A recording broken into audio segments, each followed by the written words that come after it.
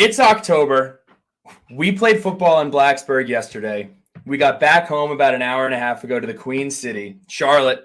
If you're watching on YouTube, you can see that Billy Ray and Pat are here together. Virginia Tech beats Pittsburgh 38-21 in front of an incredible crowd. Before we talk about anything, we will address the clothing situation. You can see we're wearing the same thing. If you can't see it, we're wearing the same thing. We're going to be interviewing as a team. Roback has got us fitted out here for this Sunday night podcast. But what's important about these quarter zips is that, I know the camera is a little, you can't really see it, but state of Virginia, these are the official new state-based polos and quarter zips from Roback. This is called the Berg. If you look, actually, if I do the full body turnaround, wow, that was synchronized. Got some white, got some orange, and of course they are maroon quarter zips. They are fantastic. They are comfortable, lifestyle, active wear. Get outside, Roback. 20% off using Suns VT as your promo code for all first-time users. So go check it out. The Commonwealth is also on the Roback site. I know they still have some of those in stock too. What a tremendous Saturday night that it was. Saturday day, it was a marathon all weekend, and I'm going to start this podcast the same way Coach Pry starts his press conferences. Virginia Tech has a special fan base. 1-3 football team coming at home to play a bad Pittsburgh team.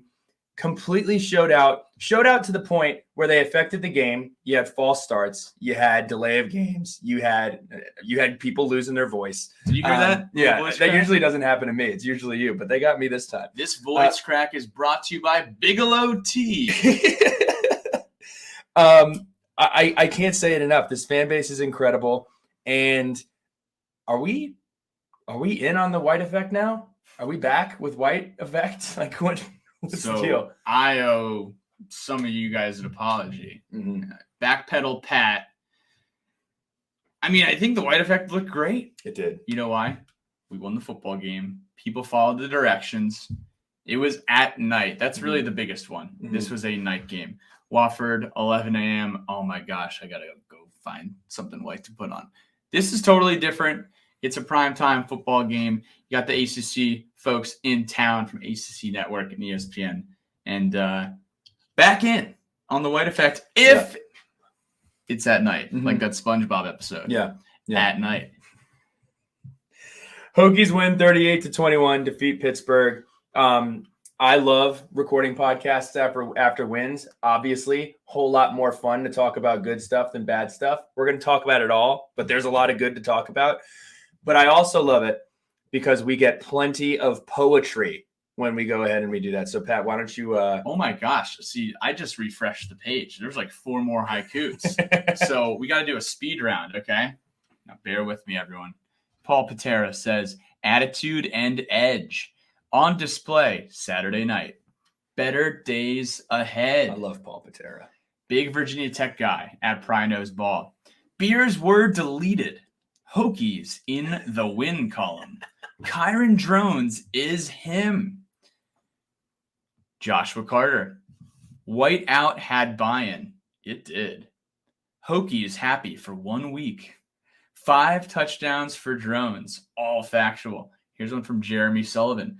Vintage Hokies ball. Kiren and Bashal unleashed.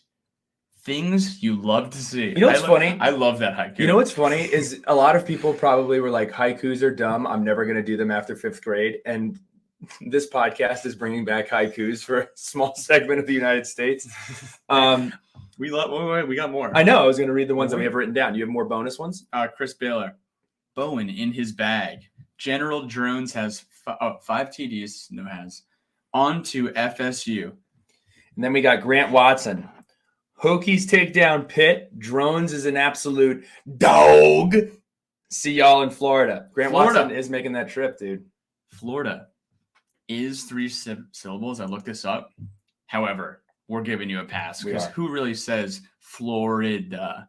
I'm more of a Florida guy. 2 more. Matthew Sams. Love you, Matt. Great hat. Need that hat. Both of us. Hokie Way hat looks great. We'll wear it together. We will at the same time. We do that, and often. then we already did Paul, so we're ready. Highway. I didn't read it. Oh. I got to read Matt though. Sorry, It's getting late. Highway to Drone Zone. Whiteout game. Always at night. 4 more wins to bowl. There are 4 more wins on the schedule. We can find it. We have sunsetted September. We are into October. We have 2 wins. I wanted to find a way to get 3. We found a way to get 2. I had kind of chalked up Pitt to being a tremendous challenge for us, and we found a way to do it. So we do have one last announcement, which led to some funny social media content that was floating around on our Instagram. So why don't you go ahead and make that for us? So our friends over at R&R Wellness, also known as Renew and Restore Wellness, they're based in Blacksburg. We were actually there on Friday and there today. Mm-hmm. And we're hanging out with the team over there and really just getting top quality services for recharging and wellness. They have IV therapy. They have whole body cryotherapy, localized cryotherapy, red light therapy. You put the bug-eyed goggles on and go bake under the red light. You kind of feel like a French fry under the heat lamp. Red light therapy was awesome. Mm-hmm. And then I think this might be my favorite personally, the compression therapy, where you get your Michelin Man jacket sleeves and pants and then some lower back help as well. Guys and gals, if you're local to Blacksburg, you can go in there. And then even if you are coming in for the weekend, know that you're going to be tailgating all day. You might go to downtown and have a good night with all your friends and former classmates. And then the scaries will creep into your mind. And you can get taken care of at R&R Wellness. Get the Hangover High Roller, which I participated in today, actually. We all did. That was my favorite. I mean, so when you go to spring break in Key West, Virginia Tech seniors always go to Key West. There's this one place that you can go, really sketchy, but they hook you up to an IV and they basically delete your hangover. You delete beers all weekend, you're getting the TOTS rail, and you're going to feel bad in the morning. Make an appointment, go on in. And if you mention Sons of Saturday, you would get $20 off of your IV treatment. We'll completely forgive you for any sins that you did commit over the weekend. It's right down by Bojangles, Professional Park Drive. And we're going to do an event. We are formulating the ideas here. Homecoming weekend, Sunday at R&R Wellness. So stay tuned for more info there. But super excited to work with Lauren and Dr. C and Katie and Lauren and the dogs, Max and Frodo. Great people, great dogs. Set the vibe. Go ahead. Set the freaking vibe. We changed it up this week. Usually we start off at the German club and we sit there and we don't move. And I love the German club. German club's great. But this week we decided to deploy a new plan. You wake up at 8 o'clock. It's a long, long day. And we wanted to get around. So we wake up in the morning around 9:30, 10 o'clock, throw the shoes on. There's no way I'm running because I was out all last night. But I will get a nice little walk in, head on down to campus, do a nice campus tour. Get back. The Mill Mountain. Get the Mill Mountain. Get back downtown. Headed to Sharky's, headed to Tots, enjoyed the outdoor weather, enjoyed some PBRs down at Tots, which was fantastic. Then we headed to the lots, stopped in lot 1, stopped in lot 2.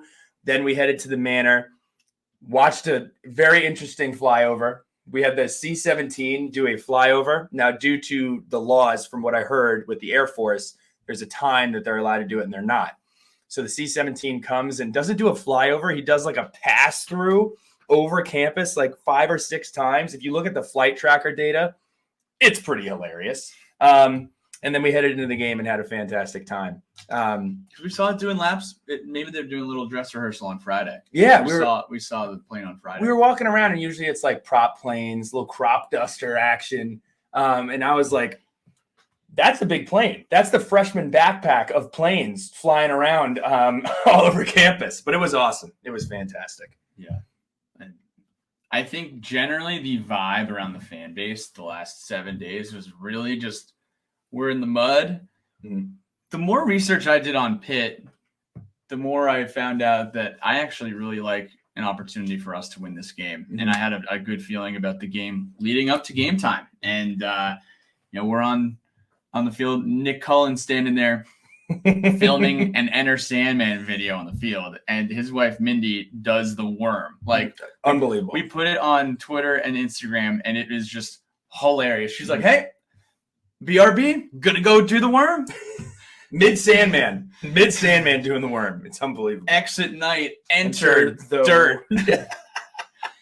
And I yelled at Nick, I guarantee a win tonight. And it's on film, and we'll upload that to YouTube too. Yeah. But we had so much fun. I want to say this, so I'm going to enter backwards hat mode now that we're jumping into the football game. There was a ridiculously long dialogue under one of our tweets about Virginia Tech having Pitt be the Super Bowl.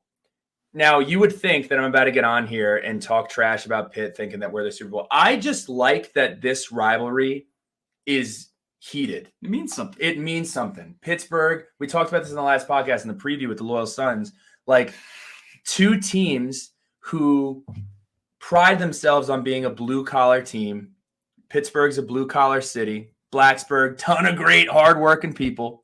And that's what it was. And this game meant a ton for both teams, not just because of the position that they were in, but it's always back and forth, and Virginia Tech had a way to pull it out. So, Sons of Stats, got my handy-dandy iPad here. We're going to run through some stuff. The first thing, all right, I'll say it.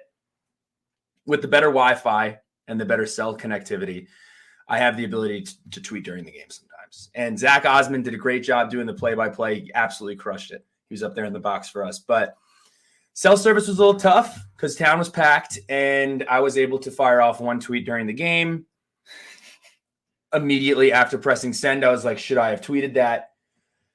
I couldn't delete it, so it just stayed up there. I said, tell you what, Tebow took his Viagra today. Tebow, Tyler Bowen. Yes, our offensive coordinator. Aggressive? Yes. True? Also yes. Virginia Tech, 427 total yards, 228 passing, 199 running. We were 8 of 16 on third down. That is good for Papu Beep, 50%. We converted a 3rd and 19 yesterday. Long throw to Daquan Wright led to a field goal. We were 4 for 4 on fourth down, or was it 2 for 2? It was 2 for 2 on fourth down. I love that we went under center. Under center. It's not that we just went under center. We did what the Eagles do, where you put the big tight end behind the quarterback. He grabs him by his hips and thrusts him forward behind the offensive line. And when you do quarterback sneak, there's not a lot of thinking involved. It's, hey, I'm the center, I'm the guard, I'm the tackle, and I'm going to try to run you over because you're going to try to run me over, defensive line. And we were able to straight up out-tough Pittsburgh on the line of scrimmage to make that happen. We had 37 minutes of possession, 25 first downs. Is that a high mark in the Bowen era? If it's not, I would be absolutely shocked that it wouldn't be. I was very surprised at how long the football game felt from start to finish. I mean, the first quarter seemed to last forever. It felt like one of the longer football games that I had ever attended in my life. But just an awesome performance by Virginia Tech.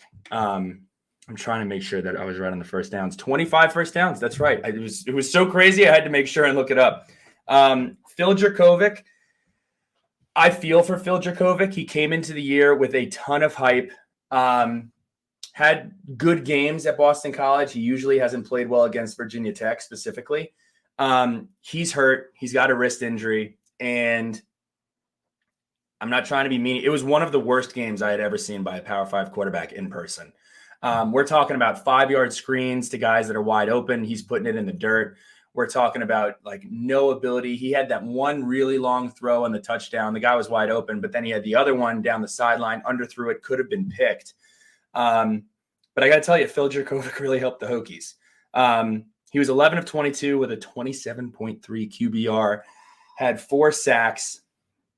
And on the other hand was Kiren Drones, who had 5 total touchdowns in this football game. Now, Hokies with 5 touchdowns since 2000. I got this from David Cunningham. Thank you so much. Lee Suggs, Brian Randall did it twice. One of those times he had 6. Logan Thomas, Gerard Evans, Josh Jackson, and Kiren Drones. And flipping it back over to the defense, we said we were happy for Tebow because Tebow got a lot of flack on Twitter. Coach Marv was starting to get a lot of flack on Twitter. 273 total yards for Pittsburgh. And if you take out, I know you can't take them out, but I just want to give you some context here. We had those 2 explosive touchdowns by Pittsburgh, the 75-yarder to tie it at 7, which I got to tell you, when that happened, I felt better about 0-0 than I did 7-7 because when the game started, you just looked at me and you said, dude, the over's looking pretty good today. And nobody in that stadium said we are going to have a track meet. Mm-hmm. We had the Loyal Sons on, they said it's going to be a Narduzzi rock fight. And we're like, the Fuente 3.5-hour stomach ache. Mm-hmm. It's going to be a tough game. People were calling it one of the worst Power 5 games of the weekend, and it was not. It was a good football game, and you had both teams scoring points, mm-hmm. But not what we expected. No. Every part of the game was fun as a spectator. Then you had the 61-yard pass, which was just bad tackling, really poor tackling. I think he broke 3 tackles, and one of the tackles was like screen. For those of you who play Need for Speed growing up, he got to hit the B button. He got to hit the NOS because one of the defensive backs basically, you need a boost? Here, I'll push it faster. And he just breaks away and scores a touchdown. But if you take those 2 plays out of there, we have to figure out the back end. Now, the challenge to me was Mansour Delane for the first time played a ton of time at safety. I don't think he took a single snap at corner. And we're going to need to figure that out if we're playing Jordan Travis, whoever we're playing against Florida State needs to get figured out. But you take away that 75-yarder, you take away that 61-yard pass, Pittsburgh finishes with 137 yards total. And the defensive line, look, I've gotten on here before, and I've had my qualms with the defensive line's production. They absolutely showed up. There's this article that came out earlier in the week, which basically said, look, people were mean on Twitter, and we don't want to deal with mean stuff on Twitter anymore. And they showed up. 6 tackles for loss, held Pittsburgh to 38 rushing yards. We talked about the 4 sacks. Just a really, really good performance from the defensive line, from the linebackers, and we're going to talk about it now. So the good can only start in one place, and you're going to talk about our guy, Kiren Drones. Oh, man. So there's this thing that's going on. It's the legacy game. Mm-hmm. When you have an individual who goes out there and etches his imprints on something bigger. And this was this a Kiren Drones legacy game? Is that an aggressive statement? Are we there yet? Here's the thing. Let's set the scene. Let's set the table. He said it in the post-game interview. He's like, ODU game at night, home opener. That was exciting. He didn't play against ODU. Mm-hmm. This was his first start as a Hokie at home. Kiren Drones played 1 drive in Lane Stadium up until this point on September 30th. Not only is this his first home start, it's in conference play. It's at night. And the bright lights came on, and he absolutely delivered. And, I really like this guy. If you have not watched his post-game interview that he did with the ACC Huddle folks, mm-hmm. I definitely recommend it. He pretty much comes out and says, after Rutgers, after Marshall, I told Coach, I said, I'm sorry, we're going to get it done. Sons of accountability, sons of leadership. Mm-hmm. We came on this podcast over the last few weeks and we're like, hey, this losing streak that we're on right now, we need to see some leaders on this team mm-hmm. step up and hold themselves and hold each other accountable. And we did not lose to Marshall because of Kiren Drones. I know he said, I told Coach I'm sorry. But we did want those leaders to emerge, and Kiren Drones looks to be that guy. He's a dude. He's ready to take control of the team. He knows how to run the offense, and him being able to move left and right, in and out of the pocket, even when he's under duress, which happens a lot. Talk about his ability to get rid of the ball, too. He knows how to throw the ball out of bounds and, isn't making any errant, ill-advised throws. Don't skip over that, though. I think, what he has that uncanny ability to do, and it's because of his strength. I mean, the guy squats like 500 pounds. Ability to have guys hanging on to him and trying to drag him down and somehow like put the ball in his left hand, put the ball in his right hand, and either get it somewhere, get out of the pocket, and avoid taking a sack, because this Virginia football team is just not going to be successful in 3rd and long. He has an uncanny I don't know of a comp to make, because he has such an uncanny ability to do so. And also create with his feet. If the pocket does break down, he's able to roll out. He's able to break the pocket. He's able to get as much yardage as he can. So he handles those situations really well. And for a guy who doesn't have a ton of experience starting at the Power 5 level, it's really impressive. Yeah, I do think Kiren Drones in the run game, I'm not going to go a mirror comp with Gerard Evans because they run differently. And I'm not going to go a mirror comp with Logan Thomas because Elko is like 6'6", 260. And, we've never had another quarterback with that size and frame.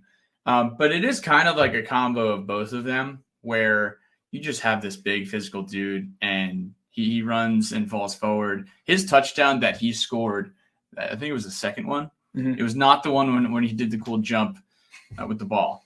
That was a little Hendon Hooker-esque. You're losing track of the touchdowns. Yeah. I like that. I like losing track of touchdowns. It had a little bit of Logan Thomas versus Georgia Tech in 2011 where he just carried the entire pile. Now, Logan carried that pile for what seemed to be 35 yards. Drones is like 11-yard score. But he gives us so much more, and we are not a one-dimensional football team anymore. We're not a one-dimensional offense because guess what? We also have Bashal Tootin, who is also a dude. Actually, he's not a dude. He's a dog. I'll take a word out of again. The Viagra thing is a Leffler thing, and he said, "You know what? You got to be a dude. You know what? Even better than a dude, you got to be a guy." And that guy is a complete guy. I said this going into the game, and I'll repeat it again. His playmaking ability is fantastic. His ability to not get frustrated when he does have to make 3 or 4 guys miss in the backfield is incredible. I truly believe that Bashal Tootin could play at any ACC school, and he would play at a ton of Power 5 programs. Really good player. His touchdown was very much like the Purdue play, where he's dead to rights on the sideline, and he's able to make one guy miss, and he end up scoring a touchdown. So I love the guy. Absolutely love the guy. A couple more things on Drones. That long play to Jalen Lane, if you were either at the stadium or you missed it, they did a breakdown on it. So they bring a corner blitz from I believe the right side of the field. He knew he was going to take a hit, stood in the pocket, delivered the football to Jalen Lane, who's getting healthier each week, and it's off to the races. There's no safety help. The guy covering Jalen Lane, I think, had some really, really bad leverage to the outside shoulder, goes inside, and he's gone, turns on the burners. And the one thing that he really that I want to shout out specifically Bashal Tootin and Kiren Drones on this word, and it's swagger. And it's such a buzzword, and it's something that we talked about over the last couple of games. You said, when we score touchdowns, it doesn't look like everybody's having fun doing it. It doesn't look like they are embracing the culture and personality that they show on social media or that the coach shows behind the podium. This specific football game, especially in 2 to 3 drives, you got Kiren Drones' first touchdown, and I don't always love this stuff, but he runs down the field, and he is giving everybody the business. It's the linebacker that tried to save him. It's the cornerback who gets burned by Daquan Felton, and he's giving him the business. And you got Daquan Felton's in the end zone in front of the north end zone doing his Dougie, and it was just this team needed to get to the point where it's like, I'm going to run you over in your face, which is what Bashal Tootin did on the first drive. The second play of the game, he's running down the sideline on the visiting team's side, and he has an option. He has a decision to make. I'm either going to step out of bounds, I'm going to try to juke this guy out, or I'm going to run through your face. He chose the last choice, and I think that set the tone for this football game. Virginia Tech played with moxie. Virginia Tech said, we're coming out here, close your kids' ears, we're coming out here and we're going to kick your ass. And that's exactly what happened. The spike, loved it. I know he's going to have to do some running for it, but it just looked like they work so hard. They do everything they can all week to go out and play a football game. There's a ton of negativity outside, and they didn't let that to get inside, and they came out and they performed. It was chippy outside, but it wasn't over the top, especially in the second half. you see Green, you see Holloway, you see everybody. They were going out of their way. If the ball is being ran to the right and the wide receiver's on the left, he's trying to bury the cornerback. We played like a completely different football team from a culture, personality, and juice perspective. And it was infectious. And then you saw it from the defense. And then you saw it from special teams, running through the end zone, getting the end zones fired up. I loved it. I was, quite frankly, I was blown away. I was blown away by the performance that they put in. Everything that we talked about was energy based. Talking about the Marshall game. Where's the energy? You come home, your fans are here. We're 1-3, and the place is freaking full. And you shut them down. Pitt goes 3-and-out on the first drive of the game. And all of a sudden, guess who's got juice? Guess who's got energy? The offense. 2nd and 12, Drones, there was a play fake, play action. Drones drops back and over the top to Felton. Beautiful ball. Beautiful ball. As if it was dropped from the heavens into Daquan Felton. So we can officially say that Kiren Drones indeed can throw the football. We said it last week. We said it the week before. Kiren Drones is capable of throwing the football. That was a nice throw. I think one thing that gets unnoticed too, and it's so exaggerated in college, where that play was so crucially important. And it was something that I told you, not on the podcast, was that I'm afraid that if this game starts off a specific way, there is going to be people in the stands that will boo. And that is the last thing that you want to do, is end up in a situation where everybody's jazzed up, everybody runs out, you're looking to play a football game, and you lose some confidence because you go 3-down on that first drive. That play, even though it was followed up by a touchdown to Pitt, to get the juice and the energy back in the building for something, it is so crucially important to get juice that isn't manufactured by Sandman, because Sandman is amazing, and then you almost like restart the game. It's like, that is now over. That was the performance, and now it's time for the football game. And for them to capitalize on that and come out, I think that completely changes the rhythm and the football game in general. And there was something special about this coaching staff wearing the military appreciation Virginia Tech. They were awesome. What are we calling these T-shirt hoodies? Is that the appropriate? Yeah, they're like one of those. It was kind of like loose, thin material with a hood kind of deal. It's like one of those fisherman shirts, but made of cotton. You know what I mean? Well, we were fishing for a dub. And speaking of the coaching staff, Tyler Bowen called a really great game. Fantastic. Last night. After Marshall, Coach Pry in the press conference, hey, we got away from running the football. We had success early running the football, and we got away from that. And we said, commit to the run game and commit to defending the run. That's exactly what we did here on Saturday night. We ran the ball. I was blown away by this. 59 times on Saturday, which, shout out to Bill Roth. He puts out the late hits every weekend after a Tech game. This was the most rushing attempts that Virginia Tech has had since the ECU game in 2017, which actually confused me because that game I affiliate with Josh Jackson just throwing the ball to Cannon Phillips 45 times. So I was surprised that we probably had 40 minutes of possession in that game. But again, tangent.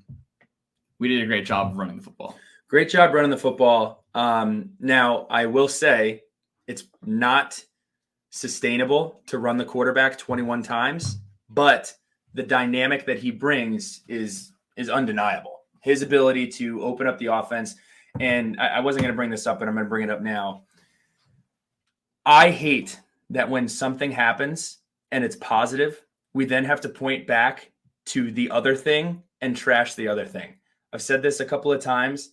Grant Wells didn't play poorly enough to lose the job. Kiren Drones fits the scheme better, and he's doing a good job. And I watched Grant Wells specifically this football game, the Marshall football game, and he is doing everything he can to be a good teammate. Like, this doesn't need to turn into anything more than Kiren Drones has shown that he's the starting quarterback. Doesn't need to turn into a one guy sucks, one guy doesn't situation. So I do want to go ahead and say that again. To talk about something freaking awesome, we're creating a new word.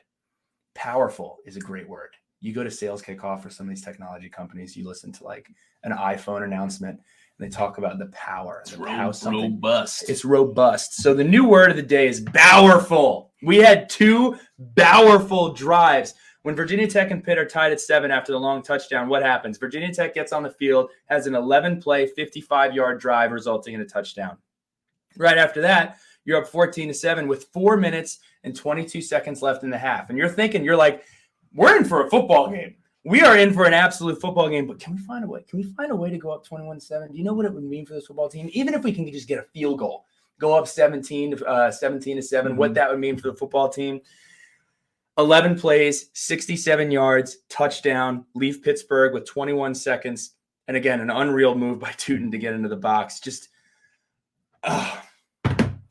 awesome.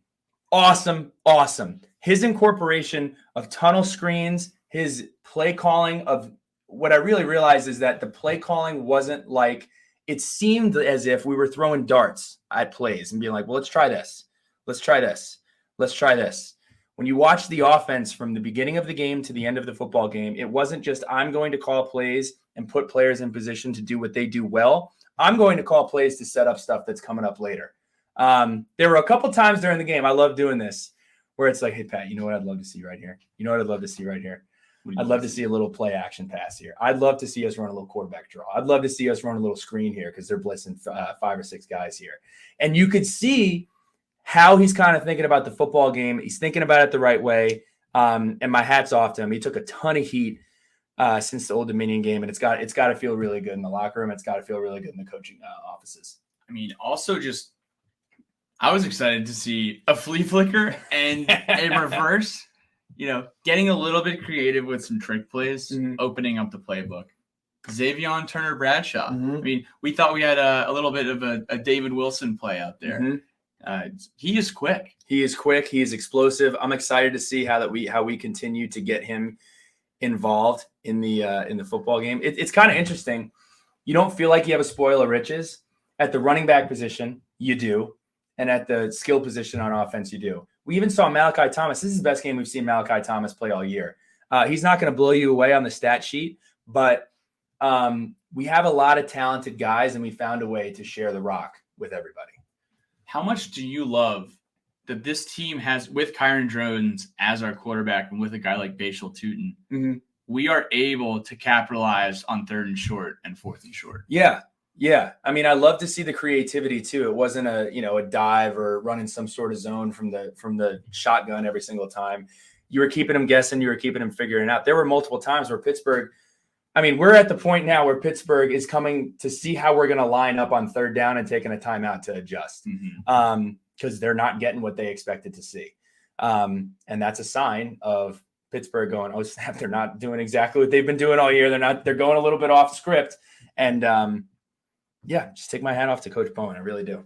What do we like about the defense? Coach Holmes, got to chat with him. We said, hey, listen. Love Coach Holmes. We really limited them. They had less than 40 rushing yards if you account for the sacks as well, which, Virginia Tech versus Pittsburgh, they didn't run for 300 yards historically. 28. We talked about this on the pregame podcast. 2018, over 200 rushing yards.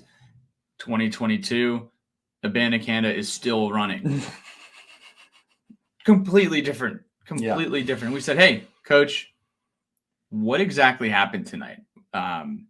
Usually Pitt's going to run the ball down our throats, but to quote Buzz Lightyear, not today. We had Tisdale at Mike, and Tisdale was aligning Kelly Lawson correctly pre-snap. Got a guy like Alan Tisdale. He's been around the game for a long time. He's a pre-COVID guy, and we've been getting off blocks quicker as well. And our 2 leading tacklers this week. Was it a safety? Was not Shamari Connor. Okay. Was not Jalen Stroman. Chuck Clark? It was it's not Chuck Clark either. And then not Cam. Our leading tacklers were Kelly Lawson and Alan Tisdale. They had 8 and 7 respectively. We got sacks when we needed them too, defensively. We did. There was no backbreaking long 3rd down conversions that Dracovic was converting. Cole Nelson and Keontae Jenkins got in there it was a 3rd and 4, got in there on a sack. And this was right after Pitt had scored back-to-back touchdowns with our turnover. And this is not to mention the fact too that Pittsburgh was very, very unoften. I couldn't think of the right word. They didn't have a ton of 3rd and 2s, 3rd and 1s, 3rd and inches. Like you were seeing Pittsburgh and I think they had like a 3rd and 36 Obviously, we were aided by a couple of penalties, but you were putting them in long downs where you knew you had to make Phil Dracovic throw the ball, and we just talked about it. I feel pretty good if Phil Dracovic has to throw the football. Again, that's credit to how you play on first and second down. How is Phil Dracovic going to get one more year of eligibility? You know, I'm here for the dunks on Dracovic. It sucks that he got hurt. It's just, it reminds me a lot of Pedro Martinez. Pedro Martinez, when he goes out, I think it was game 4 in the 2004 ALCS. And he's like, you know what? At a certain point, you just got to go out and you got to say the Yankees are my daddy. And, you know, Phil Dracovic over the last couple of years has found a way to win a game, but it was not by him lighting up the scoreboard. So Phil Dracovic has continued to struggle against Virginia Tech his entire career. And we came away with a W this time, which is fantastic. The Yankees are my daddy. Yankees. How fun was that? For you, well, probably a lot of fun. For me, 2003, 2003 Red Sox Yankees. We can do a whole podcast about that. How about the crowd and making an impact? Because we say this, and people like to make fun of us because we're the fan police. Mm-hmm. Listen, if you listen to this on Saturday, you probably show up to make an impact, and I would hope that you encourage your friends, neighbors, accomplices to also make an impact at Lane Stadium, and that's exactly what we did on Saturday night. 3 or 4 pre-snap penalties. A ton of pre-snap penalties. And I looked at you, and the third quarter was, from start to finish, one of the loudest quarters I can remember at Lane Stadium. The entire quarter was deafening from start to finish. The crowd is, we always talk about it, Virginia Tech's not just a passionate fan base, they're an intelligent fan base. And anytime we needed to make a stop, everybody is on the same page. What I love to see, too, from a swagger perspective, I'm looking at the field. Pitt's in the huddle. They're looking back. They're trying to get the call. They can't get it.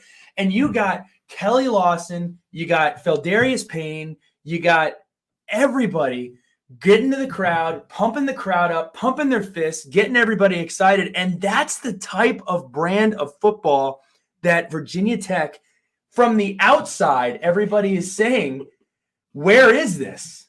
And it was there. It was tangible from the fan base to the coaching staff to the players. I'm getting blue in the face talking about it. To quote Eric McLean, come on. We saw it. We saw it. It was there. It was. There was a 4th and 1, which eventually led to a pre-snap penalty. I think it was the delay of game. And I was just, standing there yelling. As one does. Shaking the shit out of my keys. I got to tell you, I am, like, if it's third down and I'm not shaking my keys, like, check my pulse. When Pat curses on a podcast, he's having a good time, man. It was awesome. It was so awesome. I was so freaking proud to be a part of it. Oh my gosh. Talking about the bad, I don't have a ton about the bad. The only thing that I didn't like, per se, I thought we really benefited from the officiating because it was bad for Pittsburgh in the late second quarter. One of our drives, everybody gets fired up because they have the late hit on Kiren Drones. And it's probably whack that I do this because it's probably annoying from like a fan base perspective. As soon as they threw the flag, I was just like, that is a horrible, horrible call against Pittsburgh. It was a broken play. Kiren Drones tries to make something happen. Everybody's got him wrapped up. The whistle starts to blow, and Kiren Drones is thrown or pushed to the ground. It wasn't egregious in any way. Flag comes out, and credit to Virginia Tech, they end up continuing that drive and getting in the end zone. It was our 3rd touchdown of the day. I'm the same way with targeting. Anytime I see targeting, it could be like the last play of the game, we get targeting and somehow it extends the game. And I'm still going to go like, hey, I hope we win, but I hate that. So the officiating bothered me in that part of the game. Offensive line was better. They still struggled. We're going to talk about that in a little bit. And Peter Moore, look, the guy can't be Jeff Fiegels every single day. Okay. It's easy to get on there and it's easy to say, well, this guy played horrible. At the end of the day, he punted 5 times. He had a 40-yard net. I think he was boom or bust. He had a couple of really bad punts, came off the side of his foot, went out of bounds. He had other ones that were great. So, but the good news is everybody else on the team picked him up. We played complimentary football. and we made it happen. So I think it's time for the past blue ribbon of the week. You could give it to the fan base. You could do that if you wanted to. I could give it to the fan base again. I could give it to Tucker Holloway again because did he take another shot? Did he take another shot? What do you mean? He's you know how he got beat up like all three. Oh, he takes some hard hits. He took Yeah. a hard hit on one of the punts. I think another thing before you go on that is he has been banged up early on in the season, and you saw him line up at wide receiver way more today than he has the entire season. I love that guy being back there on punt. He could fair catch every punt, and I'm just like, I'm glad 11's back there. Because if something's able to happen, he's going to make it happen. Mm-hmm. So without a doubt. So for Pat's Blue Ribbon of the Week, and why do we do this? Because we love PBR. We do. At the Sons of Saturday podcast. We do. And our guy Austin, hopefully we can link up for the Wake Forest game. Yes, sir. PBR is the only beer, not the only beer. Lane Stadium is the only college stadium in this great nation that sells Pabst Blue Ribbon. So if you want to partake responsibly, of course, as one does, please head on down to Benny's in the east. It's in the southeast corner, but it's on the east stands, and they serve PBR with Benny's Pizza. Hashtag Suds and a Slice. Pabst and a pizza. That's right. So this week, my blue ribbon, it's the staff and the players. You want to talk about a group of people who have been under the microscope this week. Rightfully so. Just saying. Right? Yeah. 3-game losing streak. Obviously some growing pains. And everyone's pointing fingers. Yeah. Right? Fan base is in distress. No one is happy. All we want to do is freaking win a game. Yeah. At home, under the lights, in conference, against a well-coached team in Pittsburgh. The amount of pressure that the staff was under, the amount of pressure that this team has been under, and to face that adversity and say, hey, we're actually going to go score the most points that this coaching staff has ever put up tonight. And we're going to set the tone early. We're going to score first. And we're going to score 6 times, 5 touchdowns and a field goal. I mean, this team could have scored 45 last night. This team absolutely could have scored 45 points. And I think what's important is when the fan base is out here asking questions, when the fan base is pointing fingers, that's going to come. The coaches understand that. The players understand that. That's just sports. That's the way that it works. But at the end of the day, what matters, the fan base is going to support. The fan base is going to do what it needs to do. But the team is what matters.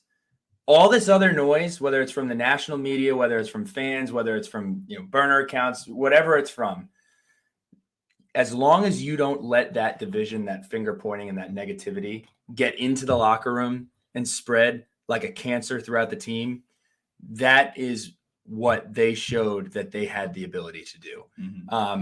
I am so proud of the guys. I'm so proud of the team. I'm so proud of the coaching staff. It was you had to have it. You had to have it.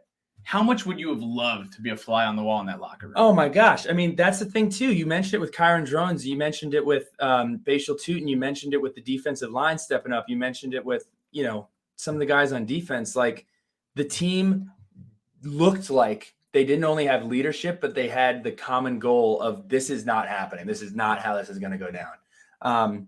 And what better time to pick it up than getting right into conference play? Just a statistic. It's what's on paper. Virginia Tech is tied for first place in the ACC. But all jokes aside, so proud of that football team. Moving on to one big thing. Following the 14-point swing in the third quarter, which I got to tell you, there was some serious below-the-belt clenching going on by me and everybody in the stadium when Pittsburgh comes back to make it 28-21. That was scary. The 3 drives following that, we punt after the fumble touchdown. Defense comes out, says, hey, I got you. 3 and out with a sack on 3rd and 7. And then you got the 53-yard Virginia Tech touchdown to Jalen Lane, the second play of the drive. And then the energy is back in the building. Everybody's good. Everything's good.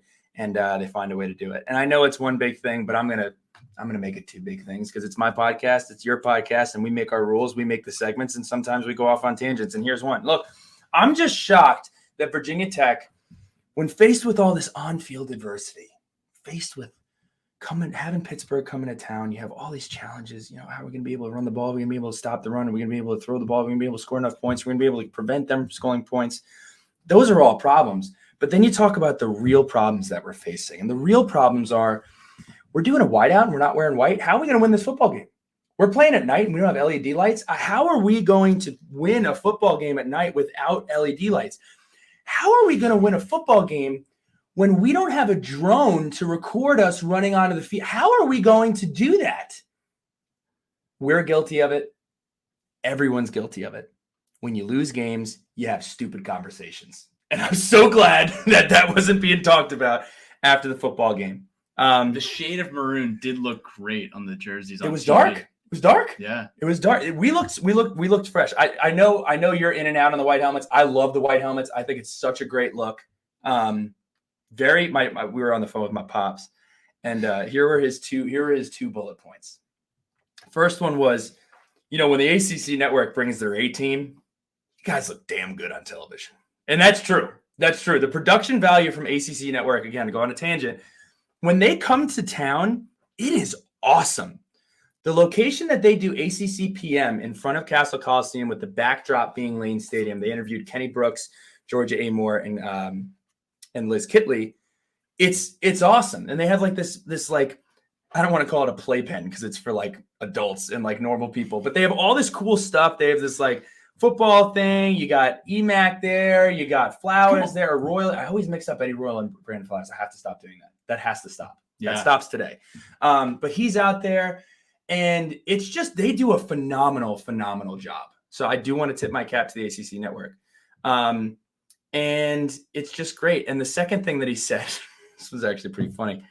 So I call him up, and I think he's going to have a problem with the penalties. He's going to be like, look, got to clean that up. Can't be the kind of football team. He goes, honestly, with the new kickoff rules where it goes out of the end zone every time, I'd say bleep it. Just do what you're going to do. Take the penalty, kick it so they have to return it, and get some juice and get some moxie and lean into that. Let's just do that. I'm for it. So, man, just a fun football game. Inconvenient truths. We did this last week. I'm going to say it. Virginia Tech does go to Florida State. The spread is, from what I hear, the biggest in Power 5. I think it's 27 points. It is a huge challenge for Virginia Tech. We're going to break down every angle of the Virginia Tech-Florida State matchup. We're going to be there. We're headed down to Tallahassee. This was such a huge win, knowing that game is coming up next. And we'll talk about it on the preview, but just show up, be competitive, do everything you can. Boston College found a way to hang around. I think we made some serious changes. I think they're going to have a ton of film to go over on our side, and Florida State's going to have to be honest, going over some things that they probably didn't think were going to be an issue. So awesome job. Should we move on to letters from the lunch pail? It's time. Letters from the lunch pail. First question comes from our guy, Chris Baylor. Chris Baylor is getting a lot of love on this podcast, and he deserves it. He says, offensive line. Are we finally seeing some development? Best performance to date. Was the offensive line better this week than it has been over the past 4? Yes. I think Brody Meadows deserves a ton of credit, having to move to guard to fill in for Moore, who's being out, and he played a pretty damn well ball game. I think that the offensive line still has their struggles. We're still having MAs. We're still having guys in the backfield, ton to improve upon. But the creativity from Tyler Bowen and from this offense put us in a position to execute and make the run game better. Kiren Drones helps with that. I loved that we kept the power toss that we ran. You saw a ton of misdirection from offensive linemen pulling to the left, but the play's going to the right. So you're freezing the linebackers and you're getting the running back in a one-on-one situation with an outside linebacker or a cornerback or a safety, and it's one-on-one, and they're able to make a guy miss or run over his face. That was awesome. And running outside of the tackle box. So yes, I think the offensive line is better. I do think that the run game improvement has a lot to do with the creativity and opening up the playbook and sticking with the run game. So that kind of ties into our next question. I don't have the name for this. I'm sorry. But there were 3 questions.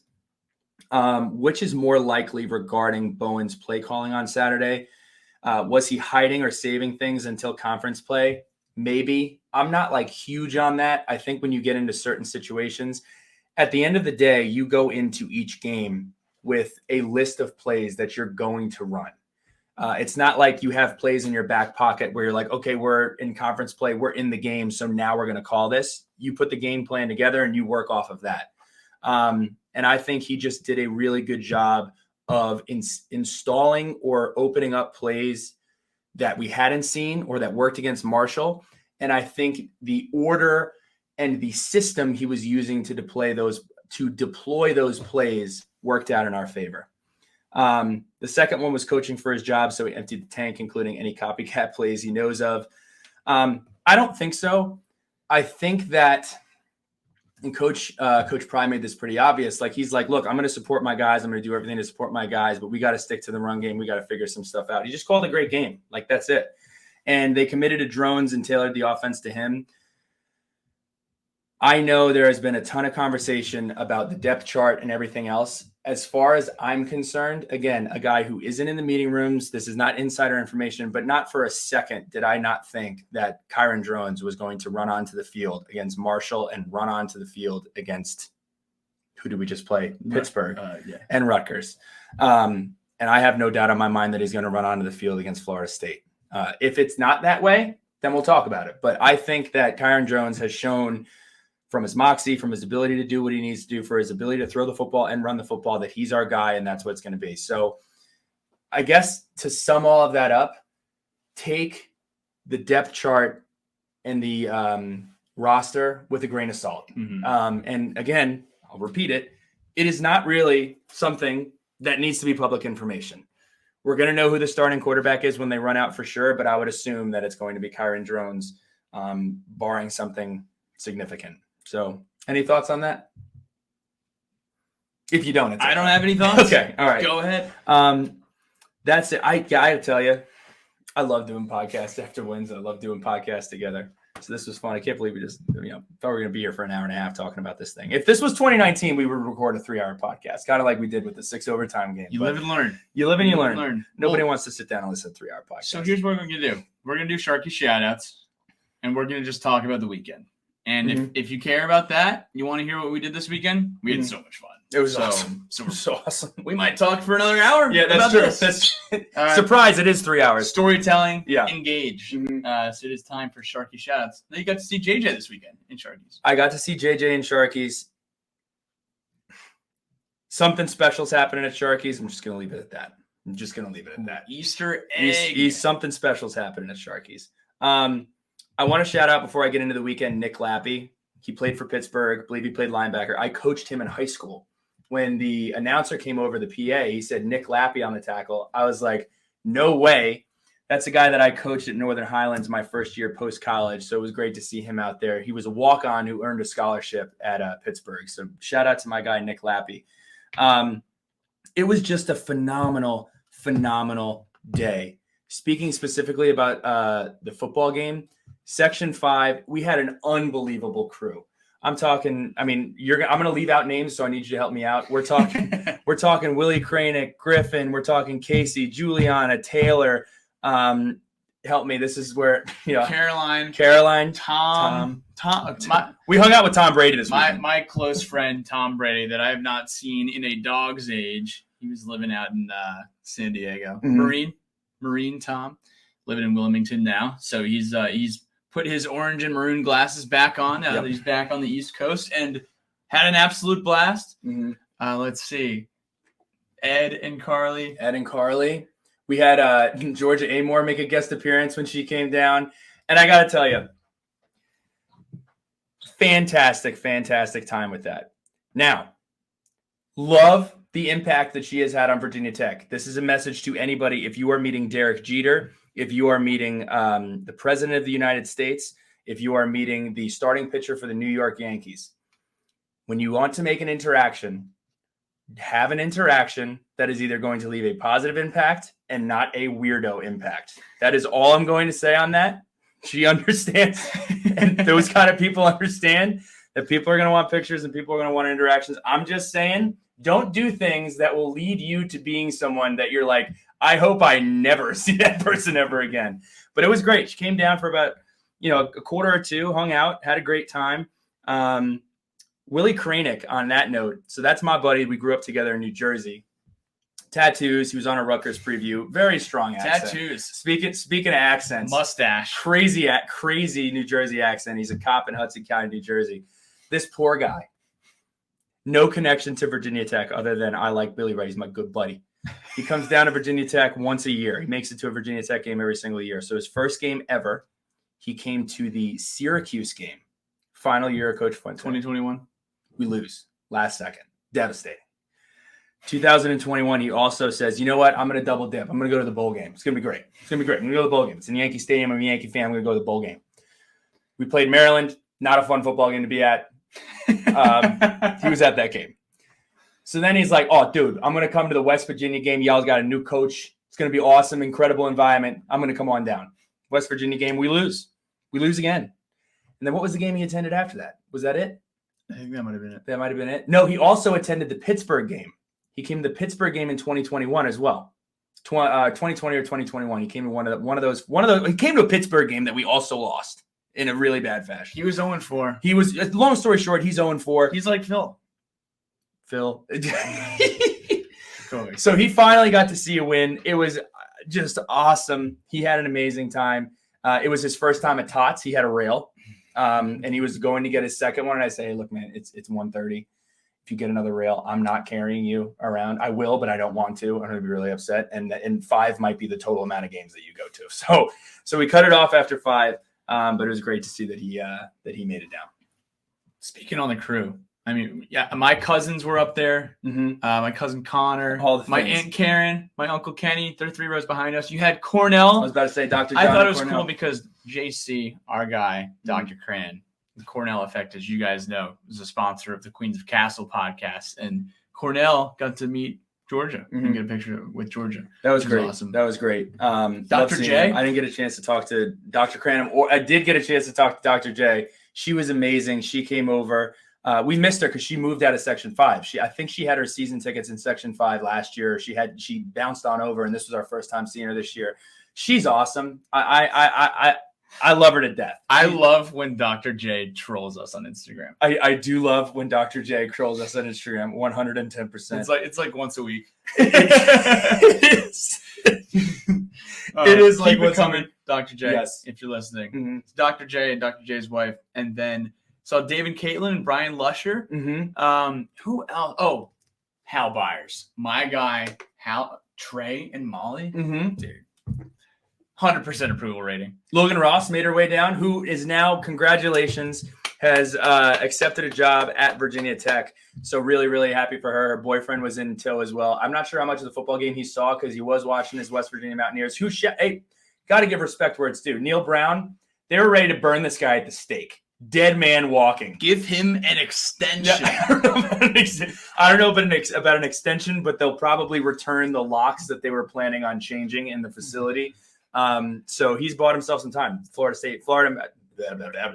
West Virginia is 4-1. They defeated TCU. They upset TCU. So my guy Hal Byers, Mhm. Amanda Hurst, the Cullens. The field was great. So we went down to the field pregame. Who did we get to see? Got to see Taylor Tannenbaum and our guy Stephen Collier, who does a great job taking care and making sure that we stand. No crazy stuff. He had a great take. He said, hey, drones 200 through the air, almost 100 nailed on the ground. Almost nailed it. And drones was like 228 through the air, 65 on the ground. Also, Virginia Tech is 3-0 with Taylor Tannenbaum in tow. 3-0 with Taylor Tannenbaum in town. So you're welcome to any game. Come on down. Anytime you want to come, Taylor Tannenbaum, come to the football game. We'd love to see you. I loved doing this. I do this every single time. So we do the whole like pregame thing. We have very different pregame stuff. So if you're watching from the stands, you know, I'm a little bit of an emotional guy. I am. And our school is so awesome. And I get the jumping around thing. I get it. I love it.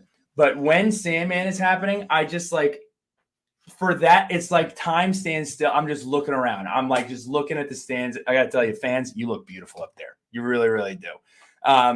But when Sandman is done, we saw Brad Worthman. We saw our guy Scooter. We saw our guy Will. We saw our guy Evan. So many awesome people. Seth Dooley was down there. Seth Dooley, so good to see him. I saw Laird Gardner down there.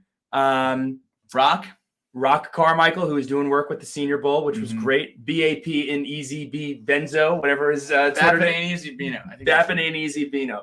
And then, so what we do, Sandman happens, you jump, I do this weird, like, stoic walk around, and then we go to the sideline and we sprint from the home sideline through the end zone to section 5 and go up into the stands where we belong.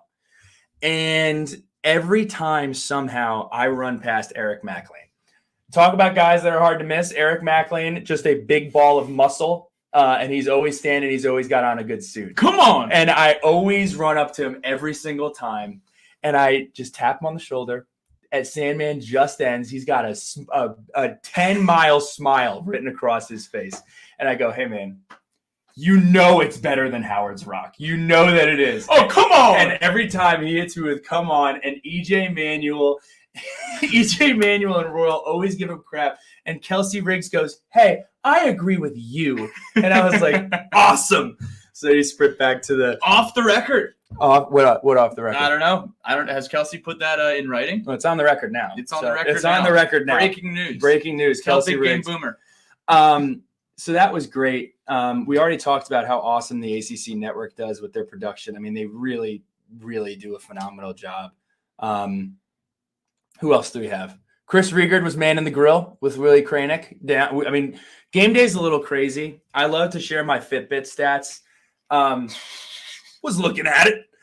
Game day, because we walk everywhere. And Ed gives us crap about it all the time, rightfully so.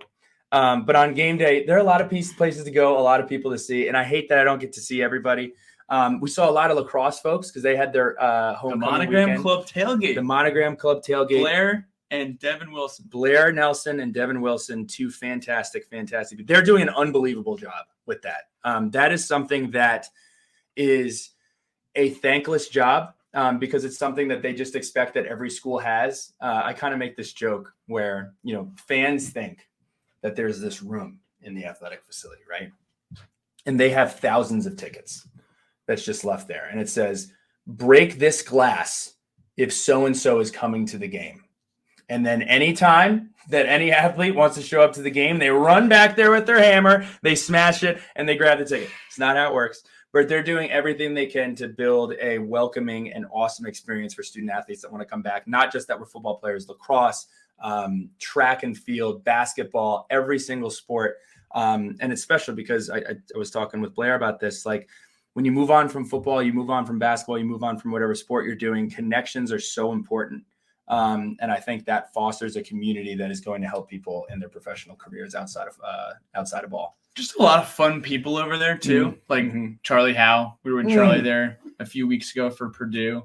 But I was talking with Blair about, I guess I'll back up a little bit. I go to the Monogram Club tailgate, not a former athlete. Everybody's an athlete. You ran a marathon on beers, donuts, and miles. So yes, you are athletic. Not a former college athlete. Now my dad and my uncle and my aunt, they're all in the Monogram Club. My dad was on the board of the Monogram Club way back, 20 years ago. And he brought me to one or two Monogram Club board meetings when I was like 3 or 4 years old. Oh wow. He says, "Hey Patty, we're going to the Tech, Temple game." And or UConn. It was, some cupcake way back in the Big East days. And I would just hang out at the Monogram Club meetings. And but I was talking with Blair about Coach Jerry Shanae, who my dad played for, soccer. I have to specify because I learned that Jerry Shanae did not coach 3 sports at Virginia Tech. Jerry Shanae actually coached 4 sports at Virginia Tech. He was a longtime soccer coach. He wrestled at Kansas State. He coached wrestling for a little bit. And he coached the golf team at some point. And then I'm saying, Blair, did you know that? And she's like, of course I knew that. But did you know that he actually coached women's soccer and coached me for I don't remember if it was a half a season or something. Like he did fill-in duties. So wow. Coach Jerry Shanae. It's on the resume. Put him in the Hall of Fame. Needs to be in the Hall of Fame. Love that guy. Who doesn't love Coach Jerry Shanae? What else is going on? Speaking of somebody who I absolutely love to see, I mean this. This isn't me being funny. I would not have graduated from Virginia Tech without Rindy Roosh, who's now Rindy Mitchell. She was my academic advisor at Virginia Tech. Getting choked up and have a little bit of a raspy throat. But she was so helpful with everything. And that is, again, you talk about thankless jobs. These are men and women in the student athlete success staff who basically each one of them are working with 60 or 70 different athletes. And they're making sure they got the right classes. They're making sure that they're in a major that makes sense for them. They're making sure that you're doing your assignments. They're making sure you're showing up for class. They're handling everything. And, I love Rindy. She helped me so much. And her and her husband, her husband, Daniel, they had a work event and they brought a ton of folks. It was so awesome to see them. So just huge shout out to Rindy, Daniel, and that whole family. Great squad. Oh, fantastic squad. Came down for the Section 5 pick too. Their whole group from they had a bunch of customers from Enterprise and they said, hey, we got this cool tradition. We got to go. I know there's a lot of traffic, but everybody wants to be in the pick. I was like, well, come on down. And they were in the picture, which was great. So that's love awesome. that. Oh, KG and Coach Young. And she told me to call her Margaret, so I won't say Mrs. Young. I just did, but Margaret, fantastic, awesome. It's always so great to see him. And KG had a big group of recruits. It was a huge recruiting weekend. Basketball had a ton of recruits. Wrestling had 7. I believe the stat is 7 top 50 pound for pound wrestlers visiting Virginia Tech. And that's why these weekends are so important. It's not just important to bring them out and, hey, here's the football game, here's the thing. But to do that and win the football game and have the crowd invested and cheering and being impactful for 4 quarters, it's special. I went up to the basketball player, kind of joked with him. I was like, hey, man, this basketball player's on the sideline. He's got sunglasses on. I'm like, oh, this guy. I think his name's Andre, maybe? Yeah, Andre or something. And I go up to him and I'm like, hey, man, think this is cool? There's this barn over there. It's got this big fan in the middle. It's got an ACC championship. Big ass fan. Yeah, big ass fan. It's got a championship banner hanging up in there. Why don't you say you come on down here? We get another one of them. I did. I caught a lot of grief because when I went away, I said, now come back now you're here. And then, of course, KG hits me with, you come back here now you're here. You give me a bunch of crap for that. That was great. Went to basketball practice on Saturday. Saw Coach Foster in the university club, which was fantastic. Did a little work up there. I love the university club. It is fantastic. Saw our guy Mike. That's Mike Morton's up there. MB hung out. Yep. That you go in the university club on a Friday before a game day. Come on. You feel a little buzz. You feel a little bit of energy. Yep. You were talking about basketball practice. Here's a funny story about basketball practice.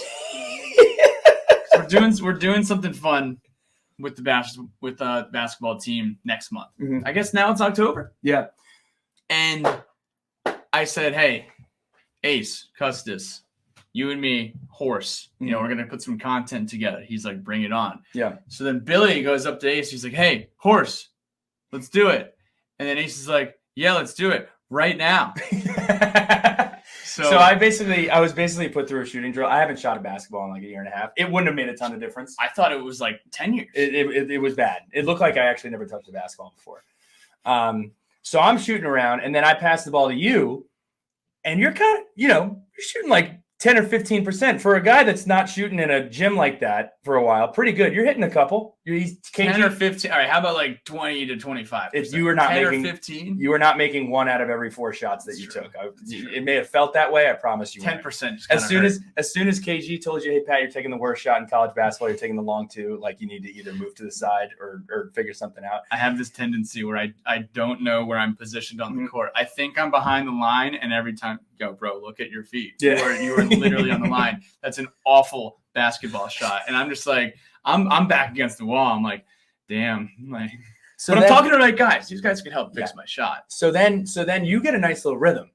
And then royalty enters the basketball facility, and what happens? So I drain a 3. Yeah, feeling good. It was like pure. It was like it was Hunter in Brooklyn. Like that's what it was. I was like, for one shot, it was Hunter. I'm gonna do this like 9 more times. And And then Georgia, I see Georgia walk in, and I airball the next one. It's like the whole women's basketball teams get ready for practice. Like, Oh no! Airball. Hashtag nervous. Man, gosh. I have this bad. I don't know if it's bad. It probably is. I have this tendency where, like, if I order one shot of shots, there's a timer in the back of my head that says, "Hey, we're actually now going to order another round of shots every 10 minutes." So we did get on that. We did get on that train a little bit. Had a great time out. It was awesome. Blacksburg, the weather deserves a hat tip. The weather was good. The weather was unbelievable. It was hot when the sun was out. Once that sun goes down, it was perfect. It was perfect. You had some folks wearing sweatshirts and jeans. It was a blue jeans and sweatshirts night, but you're probably getting a little hot. So I participated in a one-way jersey swap on the way back. So I'm on the field and I'm dying. I am profusely sweating. And I'm running by, and I had seen, I believe it was Ali Jennings' brother. He's sitting front row. We also saw Chantel Lovett twice, which was awesome. We ran into Chantel Lovett on a scooter, and we ran into Chantel Lovett in the stadium. So that was a ton of fun. So I see Ali Jennings' brother, and he makes a comment about my sweatshirt. And I told him, it's Saturday. Act like it. You can get him on the Southwest Virginia shop. You can. I saw him, and he comments on it. And I remember that either him or the uncle, I was like, I want a Popcorn Jennings shirt. I need one. I need that in my life, please. So I'm running out, and I give him a high five, and I'm like, I just can't. I cannot have this sweatshirt any longer. I'm gonna die if I continue to wear this sweatshirt. So I tossed the sweatshirt. So I'm looking forward to get that back. We exchanged sizes. I'm not sure if it'll fit into a 2X, but I did let him know 2X or 1X. Hook me up with one of those Popcorn Jennings shirts, and I will wear it proudly. You need to share the idea that you have for what you say all day when we are on defense, and you want to put it on a T-shirt. Why am I forgetting? Get him! Everyone has their catchphrase on defense. Mm-hmm. Actually, some people don't. Mm-hmm. But I do. And it is get him. Mm-hmm. That's it. We're going to put it on. If you think that's a good idea, if that's a T-shirt that you would be interested in wearing, let us know. We're not going to make it. So you might just do it anyway. Yeah, well, do like a quick little printful run, do a little drop ship. Get him! Let's see. Can I name a couple people that I missed this weekend that I'm looking forward to seeing next weekend? Missed the Barlows, founder, creator, president, originator of Section 5. Missed you this weekend. Looking forward to seeing you next weekend. Rob Sapola and the Sapola family. Rob, this is your shout out. I love you guys. I love your energy. I love your family, and I love your commitment and love to Virginia Tech. Rob Spoiler, for those of you that don't know, this is the gentleman who, a couple famous quotes. Get Blumrick the ball. This guy has got 2 water bottles in it. He's got like 6 water bottles in his hand. I need a couple minutes on your podcast. That is our guy, Rob Spoiler. I love you to death. You want it? You got it. I love Charlie, love that guy. Charlie Hustle. Love him to death. Who else did we miss this weekend? We missed Bryce, we missed Macy, and we missed Elsie, who, if you listened to the Hot Wings and Hot Takes, you know that Bryce is bringing baby Elsie, hopefully, to her first football game next weekend for homecoming. Wake Forest. To Wake Forest. So do we want to talk a little bit about what's going on at homecoming? Do we want to save that for the end? Oh, no. Let's talk about it now. I think we should do that. Okay, and let me make sure I have my information 100% correct.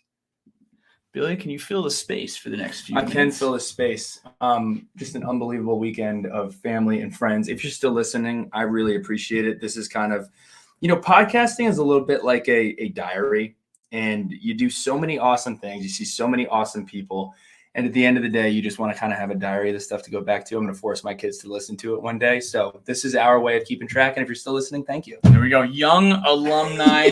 That was pretty good. I did a good job. Great. Thank you. I mean, think on your feet. You did it. Young alumni homecoming happy hour. Friday, October 13th. So it's not this upcoming Friday. It's next Friday, right before we play Wake Forest on Saturday, which we might find out the game kickoff time tomorrow. Maybe. I think so. It probably depends. They're probably going to do the 1 week hold. 6-day hold. Yeah, we're going to get the hold. I would assume. Tangent. Classic. Okay, so 4:30 to 6:30 p.m. Game sold out, by the way.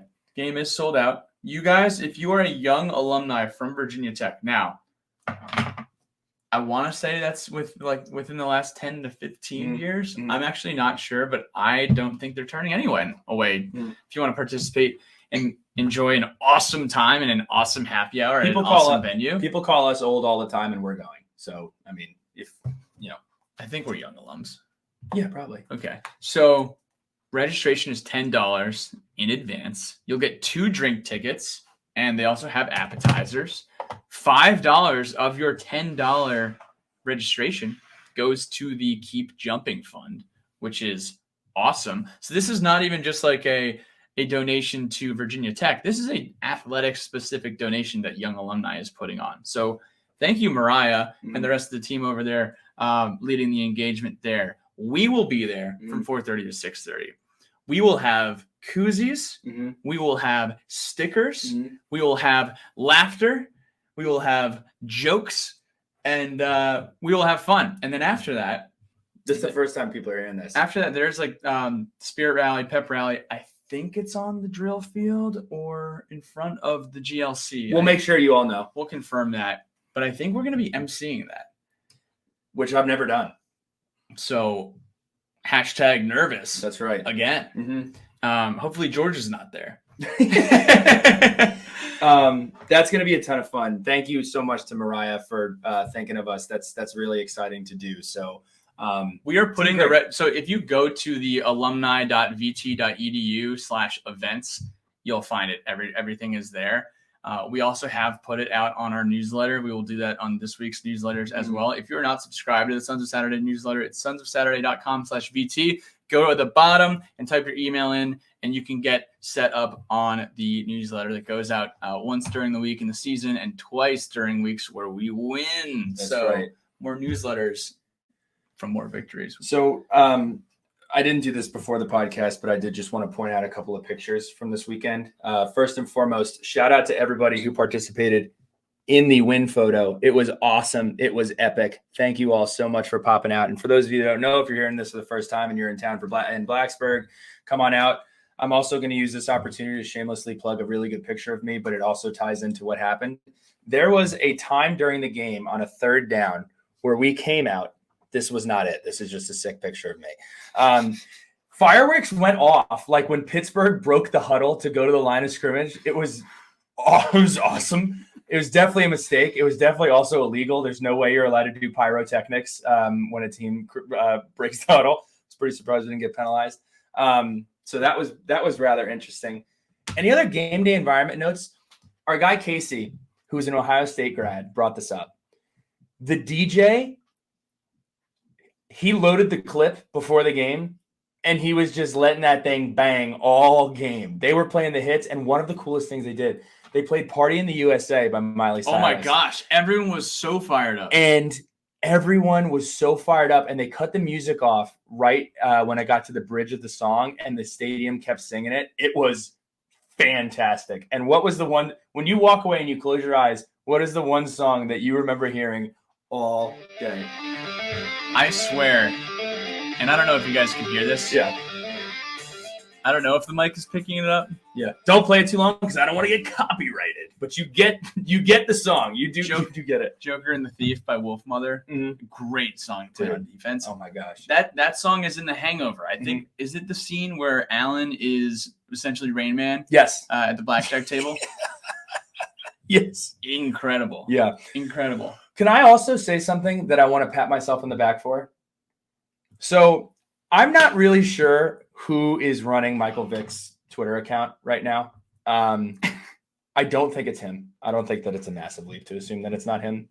But at no point did I really think Michael Vick was attending this football game. That was like a rumor that was running rampant all week. He put out a tweet basically saying, like, so glad to be back home. It was worded a little bit like he was going to be there. I think it was like, hey, can't wait to see my alma mater play this weekend. Back at home. So there was a way to think. It's just really back at home after a 2-week homestand or away stand. It's interesting because if you could have got the odds at Vegas, it probably would have been, plus 500 to bet that he wasn't there just based upon the evidence that was available on Twitter. But I was like, I don't think he's going to be And I was right. So that was what I was saying. But it is cool that there's Was this he not guy's that there? much Did pull. someone confirm that? I didn't see I guess him. we did. If he was there, he'd have been in the box or something. I'd be surprised they didn't. We haven't even talked about Danny Cole yet. Oh my gosh. How did this how are we, an hour and 15 minutes in and we haven't even talked about it? 2-time guest of the pod. Mhm. If you guys Shameless plug. Want to go ahead and check out the archives. Danny Cole came on, I think, during COVID. He also did a rewatchables with us earlier this year. He did. Where we broke down the Nebraska game. Fantastic. And that was a ton of fun. Mhm. And Danny Cole he's the best. Mhm. So that's exciting. I will say, How funny was that? The one thing I have to give him grief for, and look, the guy deserves to say it about himself. He did hit us with the "We run the ACC," which technically first place in the ACC right now. There's not really much you could say about that. I did laugh, but he did. The crowd reactions to everything was so funny. So it's Danny Cole. Whoa! He gets up there and he goes, "I just got one thing to say. We run the ACC." And you got half like, and you got the other half was, yeah! And then the one back, and he saved this for the end, and it unified everybody. Oh, my God. I caught that ball. And it was so awesome because I saw my buddy Willie, who has no idea who this short white kid is on the microphone talking. Danny Cole is not short. Okay, he has no idea who this guy Danny Cole is on the microphone. And it says legendary wide receiver. This guy's a legendary wide receiver. So I go over there, and he's going nuts when he said, "I caught that ball." And I was like, "Do you know the backstory?" He's like, "No, probably had a ball, probably caught it. They said he didn't. That's probably what happened." I was like, that's pretty much it. Yeah, it was against Michigan in the Sugar Bowl. He's like, "Well, that's a pretty big deal." I was like, "I know. Yeah, really big deal." So no shout out to Pac-12 refs or whoever was calling it. Or All-State. I can't believe that's been held on to for so long. And I know there are other things that we're forgetting.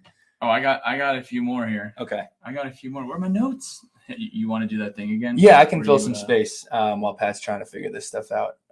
He's back. We're good. All right. We got birthday shout-outs. We do have birthday shout-outs. Here's the thing. If you are a Virginia Tech fan or affiliate, you might know that Virginia Tech was founded on October 1st, 1872. Today. So if we do the math, there's only 53 it's minutes 2023, 151 years? Is that right? You're asking the wrong guy. Okay. Yeah. So happy birthday, Virginia Tech. Happy birthday, Amanda Hurst, Section 5. She's the best. There are so many people like this that I literally see her 6 times a year. And every time I see her, I get so fired up to see her. So shout out. Happy birthday, Amanda. Happy birthday, Tracy Castle Newman. Mm-hmm. Seeing you guys on the field. Andy, missed seeing Andy, but we were cracking up about the worm video all day today. The worm video was so a classic. Happy birthday to our very close friend, John Yetzi. Mm-hmm. We heard John had an awesome day. Shout out to Courtney. Heard it was an awesome birthday for John. So that is exciting as well. We missed you this weekend. Wake Forest. We'll burn it down. No more birthday shout outs, but Tom Crow. Love that guy. Did hang out with Tom Crow a lot this weekend. And the Athertons. What a time. Allison Yetzi I saw in lot 1 as well. Shout out to Nels. Nels was dressed to the nines. He had his red jacket on. Come on. That was awesome. It was great seeing him. I had something again. Oh, Matthew Gentile's birthday was on Friday. Mm-hmm. He aced number 17 at the river course. That Friday. video is epic. I think we got to get that video incredible. up. We'll get that video up here in the next couple of days. That was absolutely awesome. Can I give some feedback on something? I just think this is a bad idea, and I think people make it all the time. And this is, if Griffin, you better be listening, but I am going to give you some unsolicited feedback. It is a horrible idea to go to Blacksburg on Friday and play golf and then go downtown and then set up a tee time for 8:00 in the morning the next day. I know on paper it probably sounds like a really fun, awesome idea. Dude, we're going to play the river course. We're going to play it again the next day. It's actually a horrible idea, and you're probably going to hate playing golf the next day. It was the country club. They played BCC on Saturday. Shout out to Mandy and Andrew Ansel. Look, man, good seeing them. Doesn't matter where you're playing. If you're out downtown in Blacksburg, and 2:00 in the morning rolls around, and you're just then getting back to the house, and you're doing the post gate, probably not a good idea to play golf the next day. Wouldn't be what I'd want to do. But showed a ton of grit and stick-to-itiveness, and did go and play the golf. So shout out to him and shout out to Casey. Are we missing anything? I'm sure we are, but hey, there's always next podcast. I'm going to leave you with this. She's 3-0 in the building at Virginia Tech. She is potentially going to be the preview pod guest on the podcast. And the minute that I saw this photo after the Old Dominion game, it was the meme that was going to go up. So, great person, big fan, but we are officially have different rooting interests. Taylor Tannenbaum, Florida State grad. That is her representing Florida State's playoff hopes. The Hokie bird in the back. The Why Not Us Hokies. Florida State, Virginia Tech, 3:30, Tallahassee on ABC. Live in this win. Soak up the win. It was a great day of football. And we're on to Florida State. 1-0 in the ACC. What a fun podcast. Have a great week. Come on. Last thing. This is what I wanted to say. This hat. I'm so glad that I got it. It is a Final Four 2023 NCAA Women's I got to talk about my hat. Alumni Hall, $10. Which means with the 10% discount, I got it for $9. I should have gotten that. You should have gotten the hat. I handed it to you. But shout out to our friends over at Alumni Hall. Head on down. Let them know the Sons of Saturday sent you. Please tell them the story behind this hat. I also have a hat. This is self-incriminating. So this is what we do. We have a podcast. Our life is self-incrimination. That's true. I found this hat at SHI Stadium 2 weeks ago. A wonderful Virginia Tech fan left their hat behind. It was just sitting under the bleacher. And I said, wait a second. That is a great hat.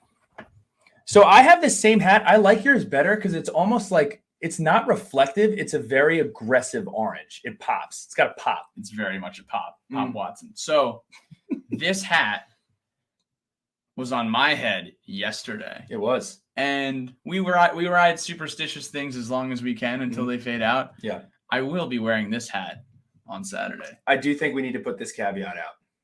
2 things. Number 1, if this is your hat and you want it back, please let me know. I need to see photo proof of you wearing this hat at the Rutgers game to believe you. Number 2, it's late, so I'll say it anyway. If this is your hat and you don't want it back, but you do not regularly shampoo your head, please also let us know so we can wash the hat. But aside from that, great hat, great look. Speaking of great looks, row back, head on down. Sons of Sat VT, 20% off. Sons VT, you're right. Thank you for correcting me. If this podcast was with myself, you would yell at me in the morning, rightfully so. That's a podcast, a win podcast. They're so fun. I don't want to stop recording it, but we're going to because it's tomorrow in 48 minutes. We gotta go. Have a great week. Enjoy your win Monday or win Tuesday whenever you're listening to this and beat Florida State. Let's go, Hokies. Go Birds.